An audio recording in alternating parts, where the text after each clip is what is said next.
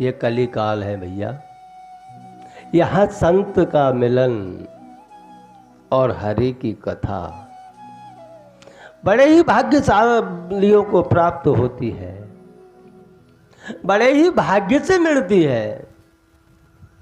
और बहुत से लोग तो क्या कि टाइम नहीं है, क्या कहते, समय नहीं है। भगवान की परम कृपा है कि पहले तो क्या था, थोड़े नियम थे। अगर हरि कथा सुननी हो तो 9 से 12, 3 से 6 कहीं गांव में कथा हो रही हो तो वहां सुनने जाया करते थे।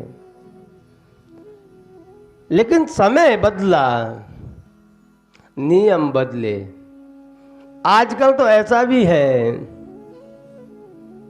कि आप रात को 12 बजे जग करके भी देखना चाहो तो देख सकते हो,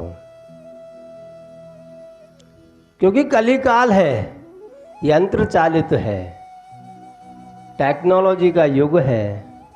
इस युग में रात को 12 बजे भी उठ करके मोबाइल में कथा ढूंढना चाहो तो वहां भी कथाएं सुनने को मिल जाएंगी। समय बदल गया है, मनुष्य नहीं बदला। बदला तो है लेकिन वो उल्टी दिशा में बदला है, भक्ति के मार्ग में नहीं बदला। शास्त्र कहते हैं कि संत मिलन और हरि कथा तुलसी दुर्लभ दो, ये दोनों दुर्लभ है। अगर किसी संत की शरण में जाएंगे तो बहुत बहुत विचार करके जाना पड़ता है। नहीं, यज्ञों में विघ्न डाल लिए तो मैं राक्षस भी जाया करते थे कभी कभार। तो ये दो चीज इतनी दुर्लभ है कि बड़े भाग्य से प्राप्त होती है। और हरि की कथा ऐसे नहीं कि इधर से सुना इधर से निकाल दिया, वो प्राप्त होना नहीं कहा जा सकता उसे। हरि की कथा को प्राप्त कैसे कह सकते हैं कि जब आपके हृदय के अंदर हरि की कथा उतर जाए तब समझना कि हरि कथा आपने प्राप्त कर लिया है। तब तक तो दोनों दुर्लभ है।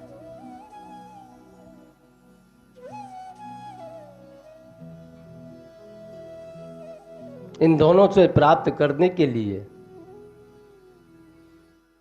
अगर आपको जब प्राप्त ही करनी है भक्ति को, आगे ही बढ़ना है भक्ति के मार्ग में,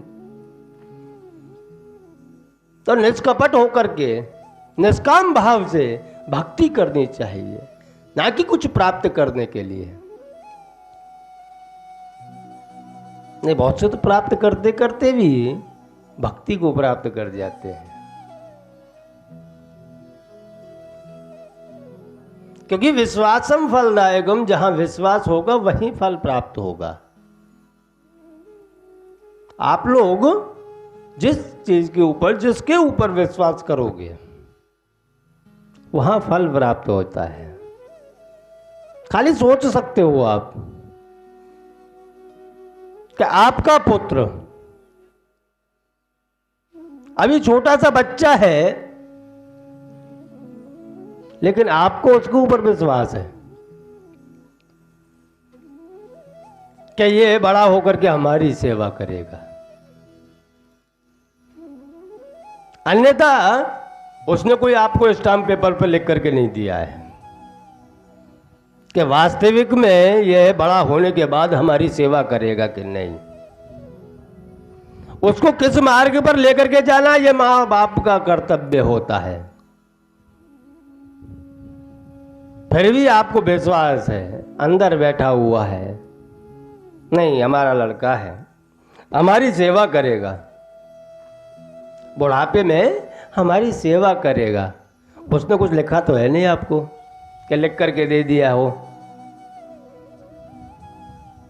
कि नहीं पापा हम स्टाम्प पे लिख करके देते, आप हमको बड़ा कर दीजिए और शादी करवा करके हम भी बाल बच्चे पैदा करेंगे, उसके बाद में हम आपकी ही सेवा करेंगे।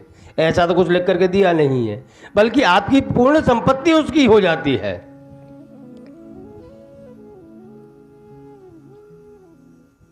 विश्वास। अगर आपको चाहिए कि वो है आपकी सेवा करे,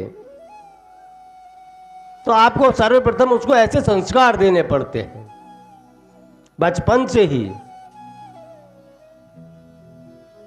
जो आप उनको सात्विक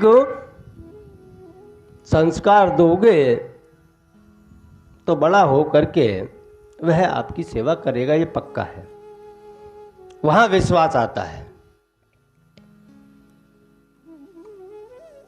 भगवान श्री राम जिस दिन उसका सुबह में राज तिलक होने वाला था, आप संस्कार की बात करते हो ना, हमारे प्रभु श्री राम से सीखिए, अपने बच्चों को यह सिखवाइए। ज्यादा नहीं तो आधा घंटा तो उनको रामायण का पाठ करना सिखवाइए।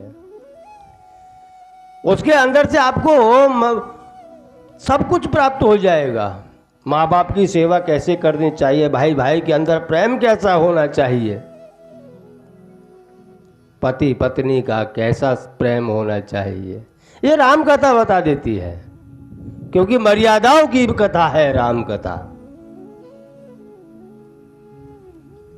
उसमें एक एक मर्यादा बताई गई है, किसके साथ में कितने मर्यादा में बात करनी है। दुश्मन की भी मर्यादा बताई गई है। तो इसमें तो अपनों की बात है कि हम हमारे बच्चों को क्या दे रहे हैं, क्या सिखा रहे हैं। आपको बचपन से ही उसको ऐसे मगज में डालना पड़ेगा,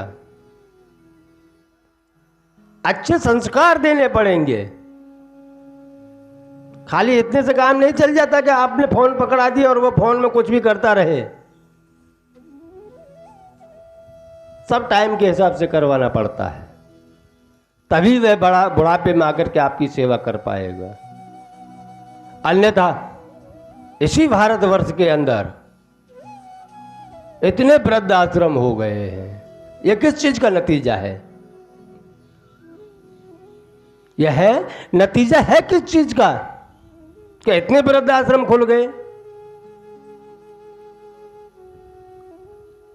आज से 50 साल पूर्व जाकर के देखिए कि कोई नाम भी नहीं जानता था, वृद्ध आश्रम होते भी हैं। लेकिन हम हमारे संस्कार छोड़ते गए, पश्चिम संस्कृति पकड़ते गए और वृद्ध आश्रम खुलते गए।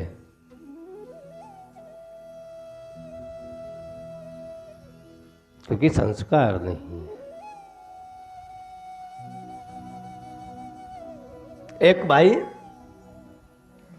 शाम को आया तो 20 मीटर कपड़ा लेकर के आया, सफेद कपड़ा, और लाकर के पिताजी को पकड़ाया। पिताजी से कहा, पिताजी यह लीजिए 20 मीटर कपड़ा है और यह पैसे पकड़ो। अब आपकी उम्र हो चुकी है, इन पैसों से इस कपड़े को भगवा रंगवा लेना और जंगल में जाके भजन करो। अब भजन करने का टाइम है। ये संस्कार वाली बात है। ये अब भजन करने का समय है, जाकर के भजन कीजिए। तब उसके पिता ने कहा कि बेटा रोक, मुझे जरा कैंची तो ला करके दे। पुत्र ने लाके कैंची पकड़ाई। पिताजी ने मारा उस एक 20 मीटर कपड़े के मार 2 भाग कर दिए, 10-10 मीटर के। एक तो रखा स्वयं के पास और दूसरा उसने अपने पुत्र को पकड़ाते हुए कहा कि ले बेटे, एक तू रख, एक मैं रखता हूं। तो बेटे ने कहा कि मैं क्यों रखूं?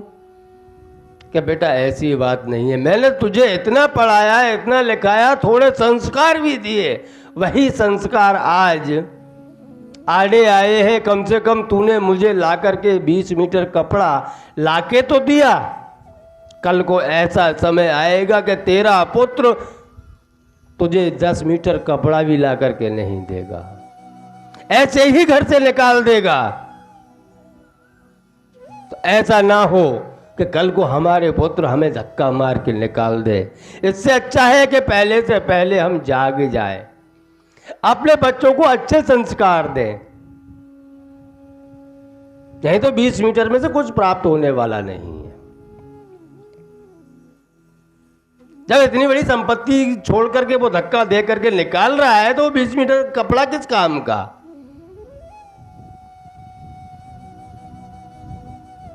इससे अच्छा है कि हम हमारे बच्चों को क्या दे रहे हैं,